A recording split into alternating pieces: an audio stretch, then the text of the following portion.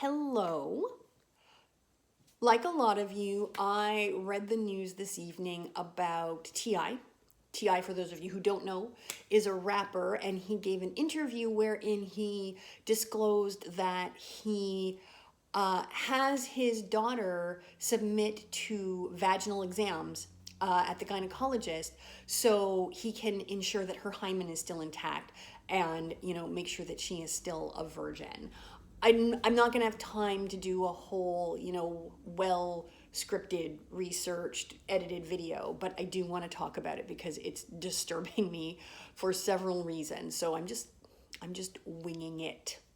This is Nadine Thornhill, sexuality educator, unplugged.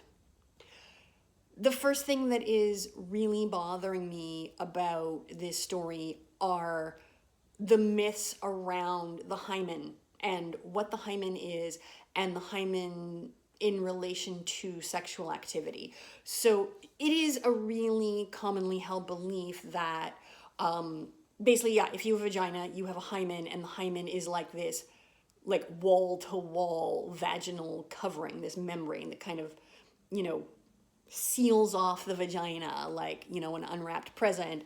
And then if you have penetrative vaginal sex, it gets broken. And so if somebody's hymen is not intact, that means that they've had penetrative vaginal sex.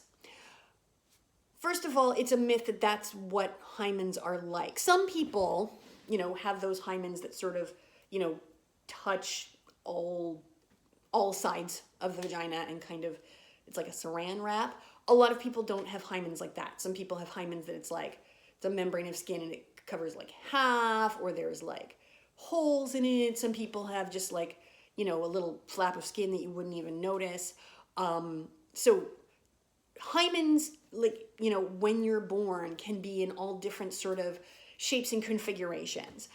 And then, as you go through your life and you move around and, ride bikes and run and sit and just live, that hymen can rupture at any time. I don't even like using that word rupture because it sounds so violent, but yeah, like, it can pull away from the walls of the vagina. It can get holes in it. So it's very common for people to have hymens that are not intact or hymens that are not visible, either because they were born like that or because at some point in the course of their lives, like even during their childhood or earlier adolescence, it just, was compromised in some way. And so it seems to be like torn or broken, or it's not intact. And it doesn't necessarily mean that that person has had, vaginal intercourse.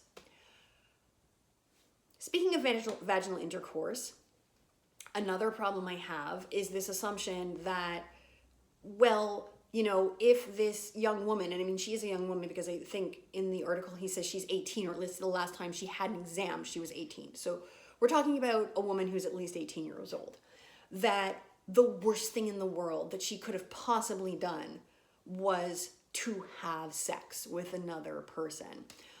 I understand that, particularly when we're talking about teenagers, there are concerns about, how are they making these decisions? Are they taking, their health into consideration? Are they taking, their feelings into consideration? Are they mature enough to negotiate, their boundaries? Are they mature enough to talk about their desires?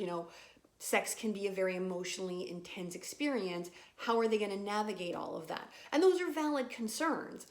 But let's not pretend that it's completely outside the realm of possibility for, a teenage girl or a young woman to be self-possessed enough, self-aware enough, educated enough to be able to navigate that, experience and actually have a positive, consensual sexual experience that serves her well-being, where, she's being responsible and she's taking precautions, because that is a thing that can happen and often does. So yeah, this idea that, oh, well, my gosh, like, you wouldn't want your teenage daughter to have sex because, sex as this thing that will somehow devalue her, or like, of course she's going to get pregnant, or of course she's going to get an STI. It's just kind of garbage, and it's insulting, frankly. Which brings me to my third problem, which is this whole notion of virginity, that because her hymen's intact, she's a virgin. I've done a whole video on virginity and my problems with virginity as a concept, which I will link in the eye for you. But to reiterate what I said in that video, basically, virginity is this sort of nebulous idea that is often imposed on women and girls, that when you have sex, you're giving something up, or you're giving something away, and you have to make sure that, you know, you give it to the right person in the right, under the right circumstances, or somehow you lose value, which again is just silly. Also, it's just so like loosely defined. You know, is losing your virginity having penis and vagina sex? I mean, losing your virginity, penis and vagina sex will always count as losing your virginity for those who believe in virginity. I do not.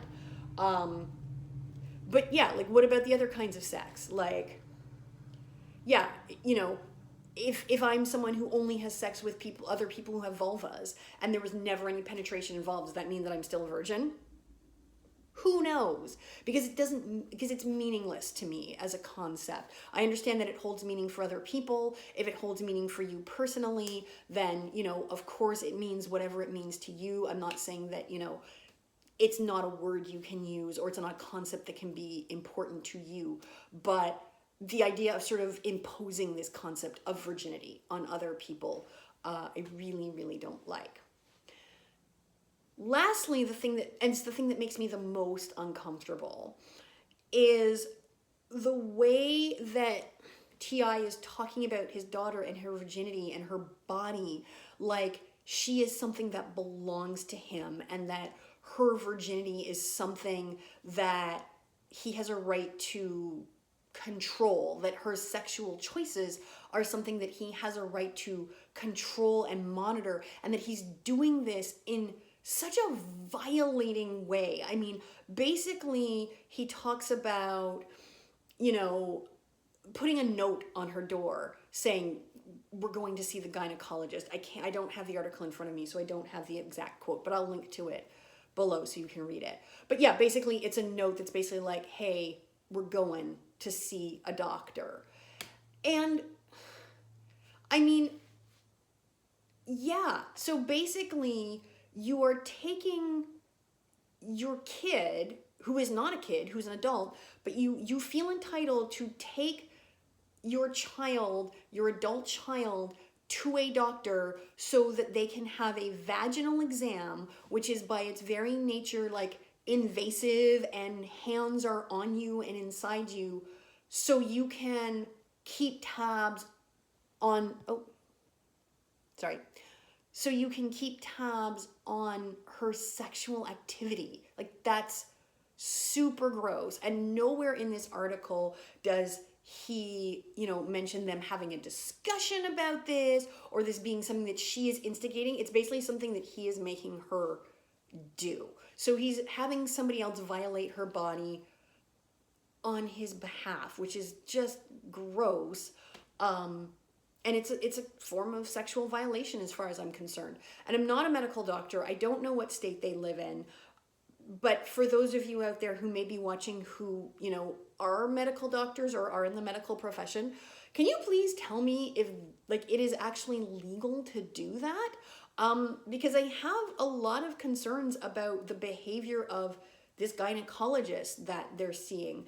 The article does mention that the gynecologist has tried to explain how hymens work to TI, so at least the gynecologist is doing that much. But I mean, is it legal and medically ethical to send somebody else to a doctor for a sexual exam or like a vaginal exam? And is it ethical for the doctor to then be reporting to TI on the status of his 18-year-old daughter's hymen? I mean, I guess it's possible that his daughter gave the doctor permission to disclose the information, but given everything else that, was said in the video or in the article, I'm not confident that that's non-coerced consent that she's giving, in which case it's not consent. Yeah. Anyway, this whole situation just makes me super uncomfortable. It also gives me pause as a parent because it's really a sobering reminder that,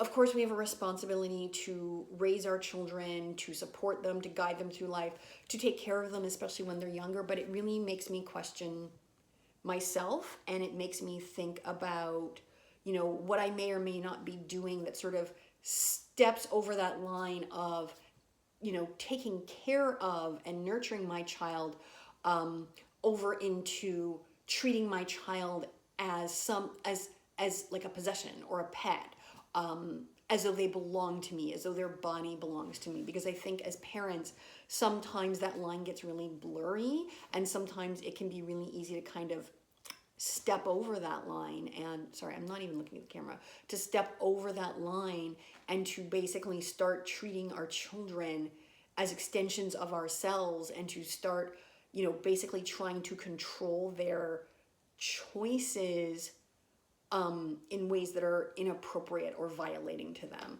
So yeah, it's just a reminder also to myself to check myself as a parent, and really think about, am I crossing that line from parenting into just controlling my kid and trying to, make them do what I want to do because that's just what I want them to do.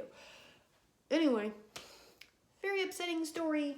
In the comments below, let me know if you've read about this or heard about this, and if so, what you think about it.